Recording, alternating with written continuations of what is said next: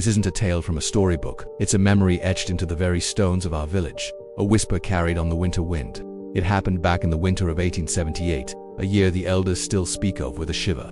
That year, the snow came early and fell thick, blanketing everything in a silent, white shroud. It was beautiful, but it was a hungry beauty.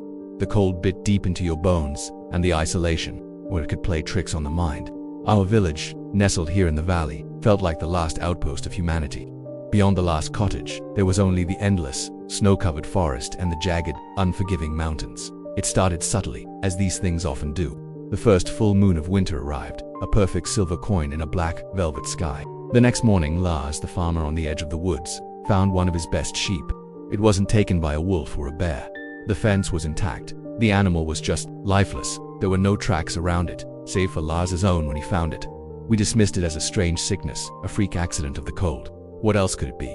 But then the next full moon came. This time it was 2 goats from another farm found the same way. Lying still in the snow, no signs of a struggle, no tracks, a quiet dread began to creep into our conversations. We started locking our barns more securely, keeping a closer watch on our livestock. The men of the village, hunters all their lives, were baffled. They knew the ways of the forest predators, and this was something else entirely. It was clean, it was silent. The whispers began. Old tales were resurrected. Stories of the Huldra, the forest spirits, or the Dragor restless spirits of the sea. Even though we were miles from the coast, fear, you see, is a fertile ground for superstition. Every shadow seemed to hold a threat, and the howl of the wind sounded like a mournful cry. Among the hunters was a young man named Eric. He was perhaps the finest of them all. Quiet, intense, with eyes as gray as the winter sky. He knew the forest better than he knew the streets of our own village. He could track a fox over frozen ground and read the stories left in the snow. This mystery gnawed at him. He saw it as a personal insult, a challenge to his skills. He swore he would find the creature responsible. As the third full moon approached, the tension in the village was thick enough to cut with a knife. People stayed indoors after dusk. The usual cheerful chatter in the tavern was replaced by hushed, anxious tones. Eric announced his plan. He would stay out in the forest on the night of the full moon. He would wait, and he would watch. His mother, Alara, begged him not to go. His friends tried to reason with him. "No animal is worth your life, Eric," they said. But he was stubborn, his jaw set. "It's not about the animals anymore," he replied, his voice low. "It's about the fear. We can't live like this, looking over our shoulders, afraid of the moon." He packed his rifle, his sharpest knife, and a small sack of provisions. As the sun began to dip below the mountains, painting the snow in shades of orange and purple, he walked into the silent woods. That night was the longest night the village had ever known. The moon rose, impossibly large and bright, casting long, dancing shadows through the trees. Every snap of a twig, every rustle of the wind was magnified. We all sat in our homes, by our fires, waiting, praying, imagining what horrors Eric might be facing out there in the cold darkness. Ilara didn't sleep a wink, her face pressed against the frosted windowpane, staring towards the forest that had swallowed her son.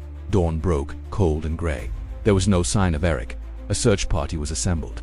The men gathered, their faces grim, their breath pluming in the frigid air. They were ready to face whatever they might find. But just as they were about to set off, a figure emerged from the tree line. It was Eric. He was stumbling, moving like a man in a dream. But it was his appearance that made everyone freeze, their hearts stopping in their chests. He was drenched in blood.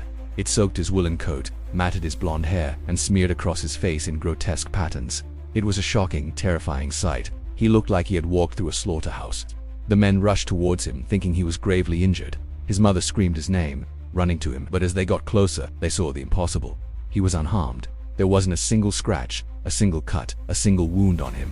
The blood, a horrifying amount of it, was not his own. He collapsed into his mother's arms, his body trembling uncontrollably. His eyes, usually so sharp and clear, were wide with a terror that no one had ever seen before. He couldn't speak. He just shuddered, pointing back towards the forest, a choked sob escaping his lips.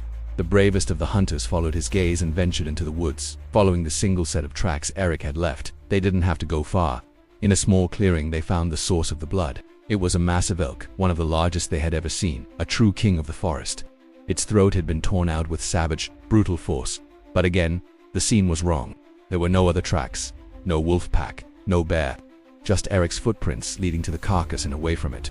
And the snow around the dead elk was undisturbed, as if it had simply fallen and died right there. They brought Eric back to his home. He fell into a fevered sleep, muttering incomprehensible words, thrashing in his bed. For days he was lost to us, trapped in the nightmare of what he had seen. When he finally awoke, he was a changed man. The light in his eyes was gone, replaced by a permanent shadow. He never spoke of what happened that night. not a single word. If anyone asked, a look of pure, primal fear would cross his face, and he would simply shake his head and walk away. He gave up hunting. He, the best hunter in the village, sold his rifle and never set foot in the forest again. He would spend his days carving small wooden animals, his hands never quite steady.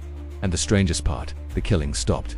After that night, after Eric returned covered in blood that wasn't his, no more animals were found dead on the full moon.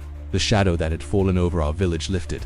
The fear receded, replaced by a lingering unanswered question. What did Eric see in the forest? What did he do? Did he fight some beast unknown to man and somehow win? Or did he stumble upon something far stranger? Something that chose to spare him but mark him with its violence? Some say he became the thing he was hunting for that one night, that the forest's dark spirit entered him, used him, and then left him a hollow shell. To this day we don't know. The man who returned with blood took his secret to the grave. But his story lives on, a reminder that there are things in this world, in the deep, dark woods under the light of a full moon, that we are not meant to understand. Thanks for listening to this old man's tale. If you enjoy stories from the forgotten corners of the world, be sure to like this video and subscribe to the channel. There are many more whispers waiting to be heard.